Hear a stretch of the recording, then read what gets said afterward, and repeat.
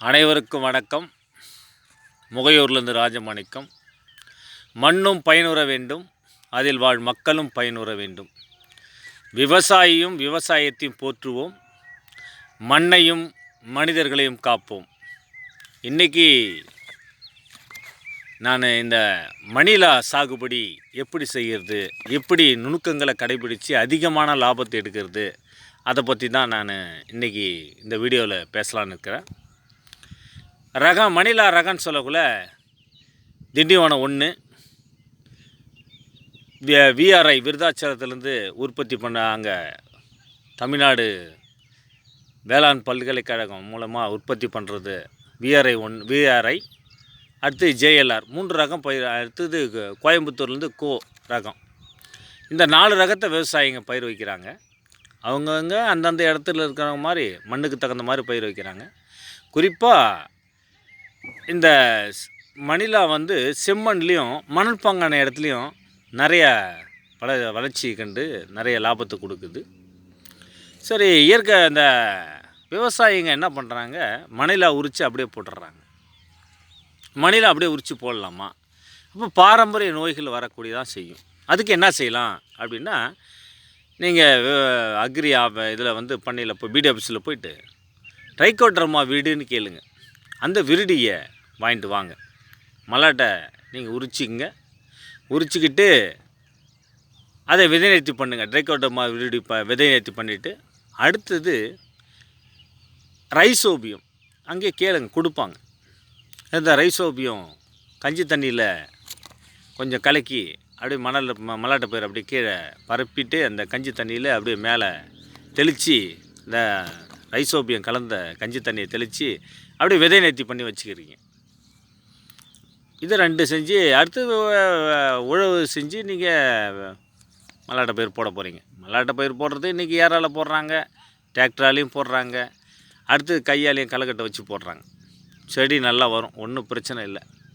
சரி, மல்லாட்டை விதைச்சிட்ட பிற்பாடு நுண்ணூட்ட உரம்னு மேலே போடணுங்க.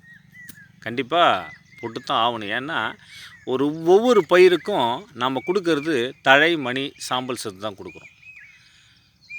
பெரும்பாலும் நுண்ணூட்ட சத்து கொடுக்கறதில்ல. ஒரு பயிருக்குமே 16 வகை சத்துக்கள் வேணும். அந்த 16 வகை சத்துக்களை நம்ம முழுமையாக கொடுக்கறது கிடையாது. அதனால தான் முழுமையான லாபம் நம்ம எடுக்கிறது கிடையாது. அதனால் ஆர்வமுள்ள விவசாயிங்க, குறிப்பாக இந்த இளைஞர்கள்லாம் இன்றைக்கி வரணும், விவசாயத்துக்கு வரணும். விவசாயம் இன்றைக்கி கெட்டு போச்சுங்க. ஏன்னா அரசாங்கமும் அந்தளவுக்கு நமக்கு சப்போர்ட் பண்ணுறதில்ல. அதே போல் படித்த இளைஞர்களும் நம்ம படிச்சிட்டோம், அதுக்காக நம்ம வேலை தேடி போகணும் அப்படின்னு தான் பண்ணுறாங்க. வேலையும் கிடைக்க மாட்டுது, ஒரு விஷயம். அது வேறு விஷயம். வேலையும் கிடைக்க மாட்டுது. இன்றைக்கி இந்த விவசாயத்தை காவந்து பண்ணுங்க. அதனால தாங்க விவசாயம் எல்லாருக்கும் நாம் தாங்க சாப்பாடு போட முடியும். விவசாயி தாங்க முதல்ல, மற்றவங்களாம் அடுத்தது தான். உழுதுண்டு வாழ்வாரே வாழ்வர், மற்றோர் எல்லாம் தொழுதுண்டு பின் செல்வார். ஆமாங்க, நாம் தாங்க எல்லாத்துக்கும் சாப்பாடு போடுறோம். அவங்க அம்மா பணம் வச்சுருந்தாலும் பணத்தை துண்ண முடியுமா? துண்ண முடியாது. நாம் தான் முதலாளியே, நாம் தான். கடவுளுக்கு அடுத்து நாம் தாங்க. ஆனால் இதுக்கு இன்றைக்கி விவசாயம் செய்து கேவலமாக நினைக்கிறாங்க நிறைய பேர். நாம் தான் எல்லாருக்கும், இந்த உலகத்தையும் இந்த மண்ணில் உள்ள உயிர்களுக்கும் நாம் தான் சாப்பாடு போட்டுக்கிறோம். சரி, இந்த மணிலா பருவத்தை மணிலாவை பயிர் வைக்கிறதுக்கு பட்டம் சொல்லக்குள்ள ஆடி பட்டத்தில் பயிர் வைக்கலாம், கார்த்திகை பட்டத்தில் பயிர் வைக்கலாம், சித்திரை பட்டத்தில் பயிர் வைக்கலாம். அடுத்து பயிர் வச்சிட்ட பிற்பாடு நீங்கள் செடி நல்லா வளருது. செடி வளர்ந்துட்ட உடனே செடிக்கு என்ன செய்யணும், நிறைய பூக்கள் எடுக்கணும். அதுக்கு என்ன செய்யலாம், நிறைய பூக்கள் எடுக்கணும்னா அமோனியம் 200 கிராமு, சூப்பர் ஒரு 200 கிராமு, பொட்டாஷ் ஒரு 100 கிராமு, பிளானோபிக்ஸ் அது கடையில் போய் கேட்டிங்கன்னா கொடுக்கும். இது கொஞ்சம் சிரமம் தான் செய்யணும்.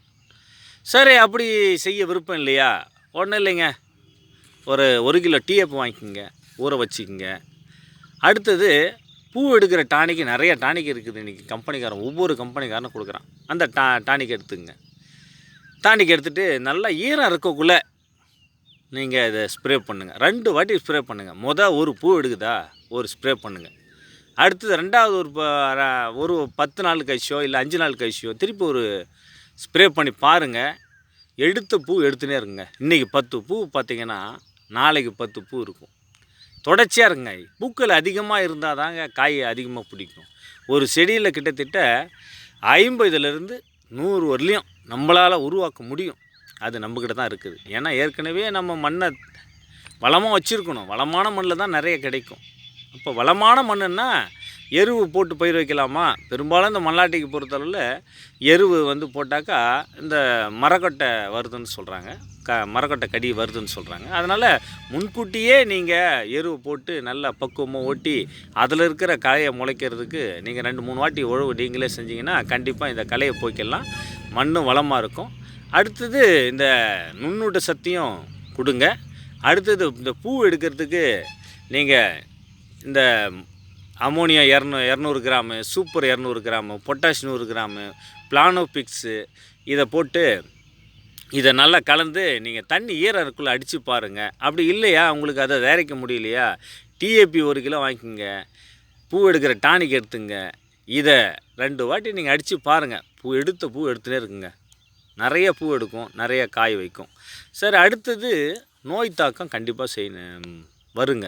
நோய் தாக்கம் இல்லாத செடி கிடையாதுங்க. ஏன்னா இன்றைக்கி நன்மை செய்யும் பூச்சை பூரா நம்ம கொன்னுட்டோம். தீமை செய்யும் பூச்சி தான் இருக்குது.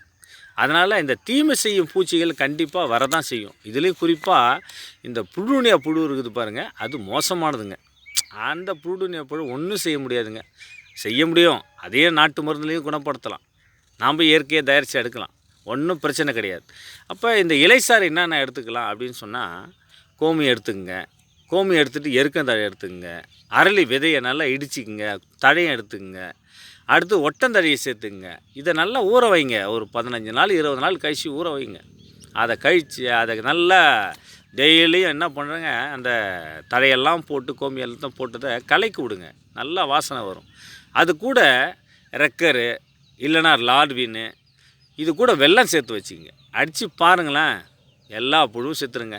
ஏங்க மருந்து கடைக்கு போய் மருந்து செலவு பண்ணி நீங்கள் அதிகமாக இன்றைக்கி விவசாயம் நஷ்டமாகிறதுக்கு காரணம் என்னன்னா, ஒன்று உரம் போடுறது, தேவையில்லாத உரத்தை போடுறது.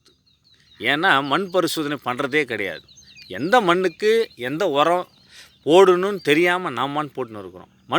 மண் பரிசோதனை பண்ணோம்னா இந்த நுண்ணூட்ட சத்து, இந்த சத்து குறைபாடாக இருக்குதுன்னு தெரியும். ஆனால் அது யாரும் விவசாயம் இன்றைக்கி பண்ணுறதில்ல. அது ஒரு விஷயம். ஏன்னா அதுக்குன்னு மண்ணை எடுத்துன்னு போயிட்டு அங்கே கொடுத்து அதை பரிசோதனை பண்ணி அது ரொம்ப கஷ்டமாக இருக்குது. ஆனால் இருந்தாலும் இயற்கை முறையில் நீங்கள் எவ்வளோ எரு போடுறீங்களோ அந்த அளவுக்கு மகசூல் வரும். ஒன்றும் பிரச்சனை இல்லை. நீங்கள் எருவே போடுறதில்ல. ஆனால் விவசாயம் என்ன பண்ணுறது தெரியுமா, 2 மூட்டை காம்ப்ளெக்ஸ் எடுத்துக்கிறது, பொட்டாசி போடுறது, யூரியா போடுறது, இப்படியே தான் காலத்தை ஓட்டுங்கிறாங்க. என்ன பண்ணுறது? ஏன்னா உரத்தினுடைய தன்மையை இந்த மண்ணில் இருக்கிற சத்தை கரைச்சி கொடுக்க வேண்டியது தான், வேறு ஒன்றும் கிடையாது. அதையே போட்டு மண்ணை வீணாக்கி நிற்கிறோம். இயற்கையும் நம்ம ஆதி காலத்தில் எல்லா விவசாயிகளும் நம்ம முன்னோர்களும் பாட்டன் முப்பாட்டன் எல்லாருமே நம்ம எருவு போட்டு தான் பயிர் வச்சுக்கோம். ஆனால் இன்றைக்கி எல்லாம் மறந்துட்டு வரோம். அதை கண்டிப்பாக நாமளும் கடைப்பிடிக்கணும். அடுத்தது இந்த ஃபஸ்ட்டு பூ எடுக்கிறதுக்கு முயற்சி பண்ணுறீங்க, நல்லா பூ எடுக்கும். அடுத்தது பிஞ்சு இறங்கும். அதுக்கு ஜிப்சம் போட்டு நீங்கள் களை கொத்தி மண் அணைச்சி விட்டால் கிட்டத்தட்ட ஒரு செடியில் 50 காயிலேருந்து 100 காய் வரலும் இருக்குங்க. அது உங்கள் கையில் தாங்க இருக்குது. நுணுக்கத்தை கடைப்பிடிங்க. நுணுக்கத்தை கடைப்பிடிச்சா நாம் ஏதோ விதைச்சோம் பயிர் வச்சோம் அப்படின்னா எப்படி லாபம் கிடைக்கும்?